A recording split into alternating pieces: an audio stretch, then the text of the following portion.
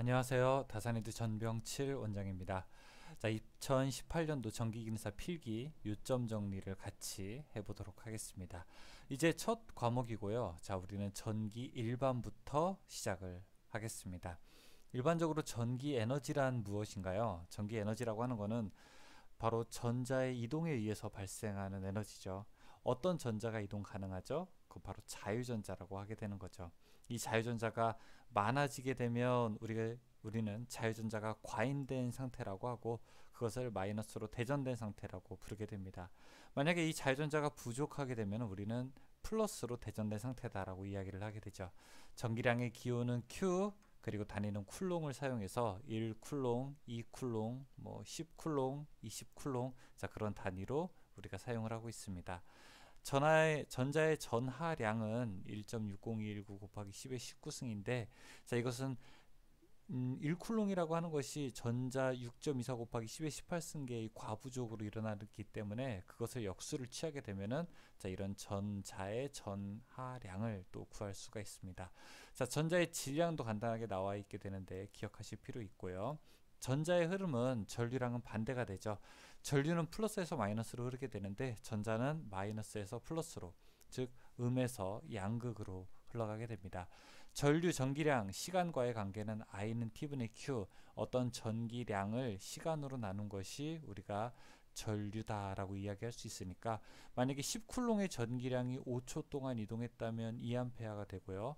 10쿨롱의 전기량이 10초 동안 이동했다라고 하면 1A가 되겠죠. 여기에서 T는 반드시 초로 계산한다는 거 기억하셔야 될 겁니다. 전류는 흐르는 방향에 따라 극성의 변화에 따라서 직류와 교류를 나타낼 수 있죠. 직류는 시간에 따라서 극성이 불변하는 것이고, 교류는 시간에 따라서 극성이 변화하는 것을 들 수 있습니다. 따라서 직류는 우리가 다이렉트 커렌트라고 해서 DC로 표현하게 되고, 교류는 alternating current라고 해서 AC 이렇게도 표기를 하게 되죠. 전압, 일, 전기량의 관계를 나타낼 수 있는데, 어떤 한 일을 전기량으로 나눈 것이 바로 전압이 되게 되고요. 그래서 한 일 W는 VQ 혹은 QV로도 나타낼 수 있습니다. 기전력, 나중에 자기에서는 기자력도 나타내게 되는데, 기전력은 전위차를 만들어주는 힘, 전기가 흐를 수 있게 하는 힘을 기전력이라고 하고, 기자력은 자기를 만들어주는 힘, 그렇게 표현을 할 수가 있습니다. 저항은 전기를 방해하는 정도죠, 그렇죠? 로 A분의 L로 나타내게 되고, 자, 이때 고유저항, 로는 고유저항이고 L은 길이고 A는 면적인데, 저항이 크다라고 하는 거는 고유저항이 크거나 혹은 길이가 길거나 면적이 작게 되는 거죠. 여기서 고유저항의 단위는 옴메타로 나타낼 수도 있습니다. 도전율이라고 하는 것은 시그마로 나타내게 되는데, 이 도전율이라고 하는 것은 저항률의 역수로 나타내는 거예요. 저항률의 반대로 나타낼 수 있게 되는 겁니다. 얼마나 전기가 잘 통하느냐, 이렇게 나타낼 수 있게 되는 거고요. 단위는 모, 퍼, 메타로 나타내게 되죠. 저항이 큰 순서대로 해서 납, 백금, 텅스텐, 마그네슘이 있게 되고요. 일반적인 금속의 경우에는 온도가 올라가게 되면은 전기를 더 잘 못 흐르게 하게 됩니다. 따라서 온도 상승 전에 저항을 R0라고 했을 때, 온도가 어느 정도 올라가게 되면은 이렇게 알파 제로, 그 다음에 T R 제로만큼 세 개를 곱한 것만큼 저항이 더 증가하게 되는 것을 우리가 볼 수가 있게 되죠. 즉, 금속도체는 일반적으로 온도가 상승하게 되면 전기 저항이 증가한다는 것을 우리가 확인할 수 있습니다. 오메 법칙 볼까요? 오메 법칙은 전압, 전류, 저항과의 관계를 나타내는 것으로서 제일 중요한 법칙이라고 할 수 있죠. 전류는 전압에는 비례하고 저항에는 반비례한다, 이렇게 나타낼 수 있고요. 우리가 직렬의 합성저항 구하는 방법과 병렬의 합성저항 구하는 방법은 둘은 완전히 다르게 됩니다. 직렬의 합성저항은 일반적으로 저항을 다 더하게 되면 되고, 병렬의 합성저항은 분의 1, 분의 1, 분의 1 이렇게 각 저항의 역수의 합의 역수를 구하게 되면 우리가 병렬의 합성저항을 구할 수 있게 되죠. 그런데 만약에 저항이 두 개일 때는 그냥 간단하게 두 개의 저항을 합한 것분에 곱한 것으로 저항 두 개의 합성저항을 계산할 수도 있습니다.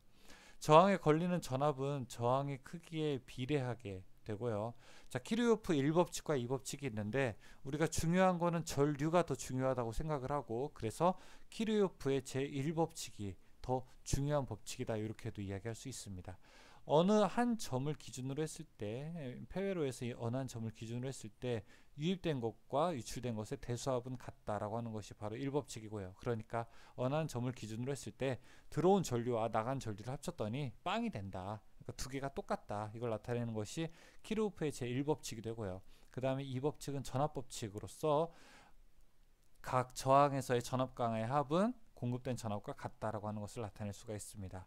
전지를 여러 개 직렬로 접속했을 때에는 우리가 NR 플러스 R분의 NE, 즉 내부 저항도 증가하게 되고 기전력도 개수에 따라서 증가를 하게 되는 것을 식으로도 표현할 수 있습니다.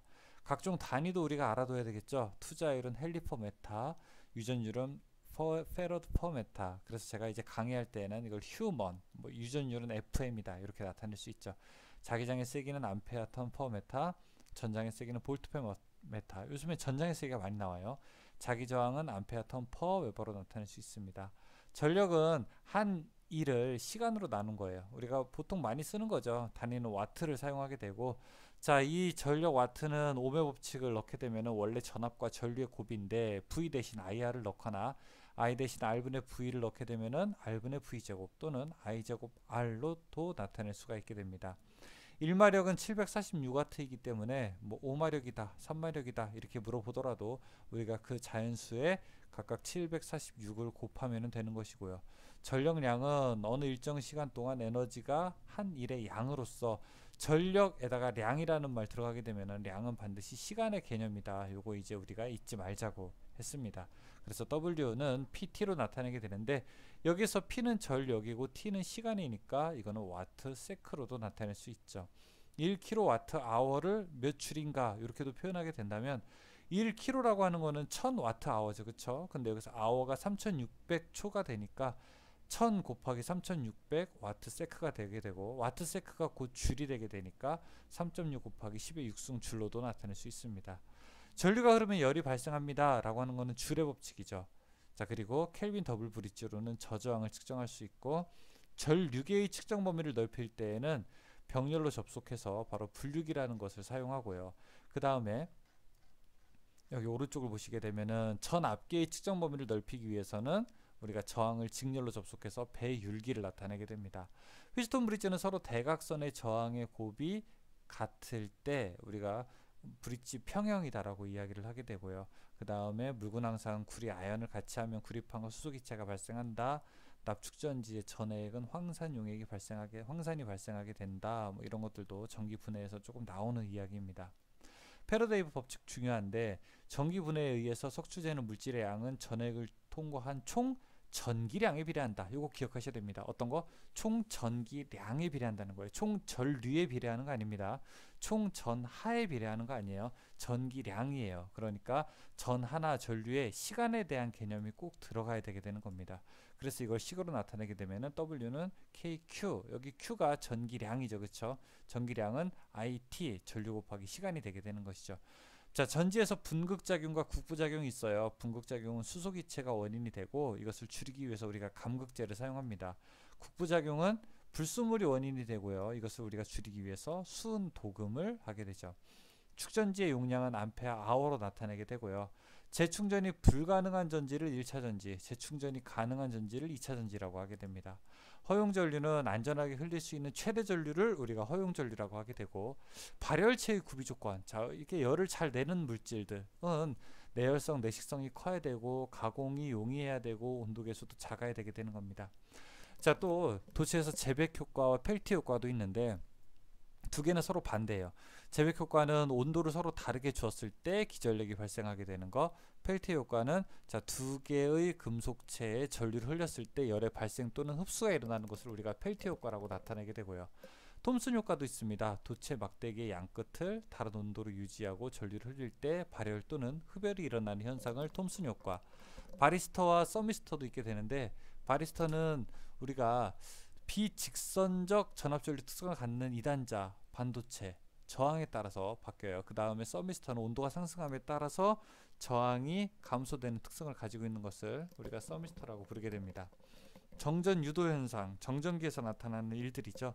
정전 유도 현상은 도체에 대전체를 접근 섞였을 때, 자, 이때 바로 전하가 같은 종지의 전하가 나타나는 현상, 그러니까 좀 전하를 끌어당기는 현상이라고 우리가 볼 수 있죠. 이런 것을 우리가 정전 유도 현상이라고 볼 수 있고요. 자, 이 정전 유도를 막기 위한 것을 우리가 정전 차폐라고 하게 되는데, 이 정전 차폐일 때는 물질은 바로 강자성체가 할 수 있다. 여기서 강자성체는 니켈, 코발트, 철, 망간의 4대 물질로 사용할 수 있어서 우리는 이것을 줄여서 니코철망이라고도 부르게 됩니다. 쿨롱은 그 두 전하 사이에 작용하는 힘을 계산할 수 있는 법칙을 발견하게 됐죠.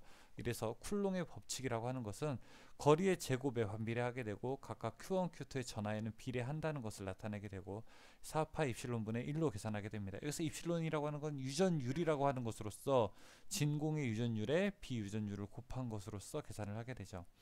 진공 중의 정전기력을 나타내게 되면은 여기 입실론에 8.85 곱하기 10의 마이너스, 자 여기 8. 진공의 유전율을 여기다 넣어서 계산하게 되면은 그냥 전체적으로 이 값이 얼마가 되냐, 바로 9 곱하기 10의 9승이 되게 됩니다. 자, 그래서 진공일 때는 그냥 우리가 9 곱하기 10의 9승이라는 쿨롱 상수를 넣어주고 R 제곱분의 Q1, Q2로만 계산할 수가 있게 되죠. 전기력선은 양에서 음으로 이동하게 됩니다. 그리고 전기력선은 절대 교체하지 않고요. 전기력선은 등 전이면과 직각으로 교체하게 되고, 그 다음에 전기력선은 도체의 표면에 수직으로 출입하게 되고, 도체 내부에는 전기력선이 없게 됩니다. 그래서 도체 내부의 전기력선이 몇 가닥이냐라고 묻게 되면은 0, 빵 가닥이다 라고 대답할 수가 있습니다. 그 가닥수를 계산하는 것이 바로 또 가우스의 정리라고 하는 것이 있죠. 가우스의 정리는 전기력선의 총수를 계산하게 되는데, 이때 전기량을 무엇으로 나누는 거? 유전율로 나누는 것으로서 계산을 하게 됩니다. 그래서 만약에 진공 상태일 때는 여기가 진공이 되게 되는 건데요. 그렇지 않을 때는 우리가 진공의 유전율에다가 비유전율을 곱한 이 전체적인 유전율을 가지고 가우스의 정리를 계산할 수가 있게 됩니다. 정전 용량은 얼마나 전하를 축적할 수 있느냐라고 하는 것으로서 전압을 걸었을 때 전기량을 축적하는 것에 대한 비례 상수로서 우리가 C를 사용하게 됩니다. 평판 도체의 경우에는 우리가 L분의 입실론 A라고 해서 유전율이 클수록 또 면적이 클수록 그 다음에 극판의 간격이 좁을수록 도체의 정전 용량이 더 커지는 것을 확인할 수가 있게 됩니다. 일반적으로 평형판 도체 전장의 세기는 L분의 V로 나타내게 되고, 자, 어떤 도체 전하의 어떤 평형판에 에너지가 축적되었다. 자, 얼만큼 축적되었냐라고 하게 되면은 2분의 1 QV로 나타내게 되는데, 여기 Q가 CV이기 때문에 2분의 1 CV 제곱줄만큼의 전하가 축적되었다라고도 우리가 나타낼 수 있습니다. 전속 밀도 D는 S분의 Q로 나타내게 되는데, 이 Q가 바로 전하예요. 그쵸? 전하의 밀도를 나타내게 되는 거고, 그래서 전속 밀도 D는 다시 입실론 2로도 나타낼 수가 있습니다. 콘덴서의 종류 중에서 전해 콘덴서 극성이 있어요. 플러스 마이너스 극성이 있고, 극성이 있기 때문에 직류회로에 사용하게 되고요. 세라믹 콘덴서라고 하는 거는 유전율이 굉장히 큰 콘덴서이고, 바리콘은 베리어블이에요. 베리어블 콘덴서라고 해서 우리가 용량을 바꿀 수 있는 콘덴서를 베리콘이라고 부르게 됩니다. 자, 콘덴서의 직렬 접속과 콘덴서의 병렬 접속은 저항의 병렬 접속과 저항의 직렬 접속과 같이 계산을 하게 됩니다. 그래서 콘덴서의 직렬 접속은 각 콘덴서의 역수를 취한 것의 합분에 또 역수를 취하게 되는 거고요. 콘덴서의 병렬 접속을 계산할 때는 각각 다 더해주게 되면 되죠. 만약에 10 마이크로페럿짜리가 5개 병렬로 있게 된다라고 하게 되면 우리는 50 마이크로페럿이 전체 정전 용량이다라고 하는 것을 계산할 수가 있게 됩니다. 자, 자기력선의 성질도 나타낼 수 있어요. 자기력선은 N극에서 S극으로 나타내게 되고요. 자, 자력에도 바로 쿨롱의 법칙이 적용하게 됩니다. 자, 여기 대신 이제 유전율 대신에 투자율 뮤가 들어가게 되죠. 그리고 전하 대신에 자하 M1M2가 들어가게 되는 것만 다르게 볼 수가 있습니다. 자, 자기장 H 그리고 M의 자하에서 힘의 관계를 표현하게 되면 두 개를 곱하면 됩니다. 자기장의 세기와 그 다음에 자하의 세기를 두 개를 곱하게 되면 되니까 F는 mH, 단위는 뉴턴으로 나타낼 수 있게 되고요. 자속 밀도와 자기장의 세기를 나타낸다라고 하게 되면은 B, 자속 밀도는 μH, 여기서 μ는 투자율인데 진공의 투자율에 비투자율을 곱한 것으로서 표현할 수 있게 됩니다. 자, 토크는 T는 mH 사인 세타라고 하게 되는데, 이 사인은 90에 가까울수록 1이 되기 때문에 90도일 때가 최고 큰 힘이 되겠죠. 자기회로와 전기회로를 비교하게 되면은 자기회로에서의 기본적인 힘은 기자력, 전기회로에서 기본적인 힘은 전기 전력. 그 다음에 전기회로에서 전류가 흐른다라고 하게 되면은 자기회로에서는 자속이 흐르게 되는 거고요. 전기회로의 흐름을 방해하는 성분이 전기 저항이라면 자기회로에서는 자기 저항. 자, 전기회로에서 도전율이 있다면 자기회로에서는 투자율. 그 다음에 전기회로에서 전류 밀도가 있다면 자기회로에서는 자속 밀도가 있게 됩니다. 전류와 자장의 관계를 나타내는 것 중에서 앙페르의 오른 나사의 법칙도 있죠. 자, 이것은 전류와 자장의 방향을 나타내게 되고요. 비오사발의 법칙은 전류와 자기 장의 세기를 나타내게 되는 식이 되게 됩니다. 무한장일 때, 환상일 때, 원형일 때 우리가 대표적인 식 3개로 자기 장의 세기를 표현할 수 있게 되는데, 무한장일 때는 2파이 R분의 I, 환상일 때는 2파이 R분의 권선수를 넣어서 NI, 원형일 때는 2R분의 권선수를 넣어서 NI로 계산을 할 수가 있게 됩니다. 자기저항은 R은 뮤 A분의 L로 계산을 할 수 있고요. 자, 자기저항의 단위 잘 보셔야 됩니다. 암페어 턴 퍼 웨버라고 하는 거 기억하셔야 되는 거고, 전자력의 크기, 자, 전류가 흘렀을 때 어떤 도체의 힘이 만들어지게 되는데 그 전자력의 크기는 어떻게 계산할 수가 있게 되느냐, F는 BIL 사인 세타로 우리가 놓을 수 있습니다. 평행 도체 사이에 작용하는 힘은 F는 R분의 2 I1 I2를 놓게 되고, 만약에 두 개가 같은 방향일 때는 두 개는 서로 잡아당겨요. 흡인력이 발생하게 되고요. 두 개가 서로 만약에 왕복도체일 때, 서로 다른 방향일 때는 이때는 서로 밀어내는 힘, 반발력이 작용하게 되게 됩니다. 패러데이 전자유도 법칙이라고 하는 것은 많이 감을수록 그 다음에 시간에 대한 자속의 변화가 클수록 더 많이 전기가 유도된다라고, 이런 전자유도 법칙을 표현할 수도 있고요. 뭐 자체 인덕턴스식, 그 다음에 E, 그 다음에 L, 그 다음에 상호 인덕턴스까지 우리가 계산할 수 있습니다. 상호 인덕턴스 요식 많이 나오게 되는 거죠, 그쵸? 상호 인덕턴스 M은 K, 이걸 우리가 결합계수라고 하게 되죠. K 루트 L1 L2. 결합계수는 얼마일 때 가장 좋죠? 결합계수는 1일 때가 제일 좋죠, 그쵸? 결합계수는 1일 때가 제일 좋게 되는 거고, 1일 때 결합계수가 1이다, 가장 이상적인 상황이다 라고 하게 되면은 M은 루트 L1 L2가 되니까 M 제곱이 L1 L2가 되는 것과 똑같이 볼 수 있습니다. 같은 방향으로 감아서 힘이 더 커지는 거를 더할 가짜를 써서 가동접속. 자, 빼는 것은 차동접속이라고 하게 되는데, 가동접속은 L1 L2 플러스 EM이 되고요. 차동접속은 마이너스 EM이 되는 것만 다르게 볼 수 있습니다. 코일에 축적되는 에너지 W는 2분의 1 Li 제곱줄이 되고요. 콘덴서에는 2분의 1 CV 제곱줄이 우리가 저장이 될 수가 있습니다. 각속도 오메가는 2파이 F라고 해서 이 F는 우리가 주파수에 대한 정보를 가지고 있게 되는 거죠. 초당 얼마나 많은 각도가 움직이게 되느냐를 우리가 각속도라고 부르게 되는데, 자, 주기랑 주파수라고 하는 단어 있어요. 주기라고 하는 것은 한 사이클이 만들어지는데 필요한 시간을 주기, 주파수라고 하는 것은 1초 동안에 그러면은 몇 개의 사이클이 만들어지느냐, 이것을 우리가 주파수라고 부르게 됩니다. 실효값 그리고 최대값이 있게 되게 되는데, 최대값은 가장 큰 값이죠, 그렇죠? 그리고 실효값은 우리가 부르는 값, 우리가 보통 110V, 220V 부르는 것은 우리가 실효값이다라고 이렇게 이야기를 하고 있습니다.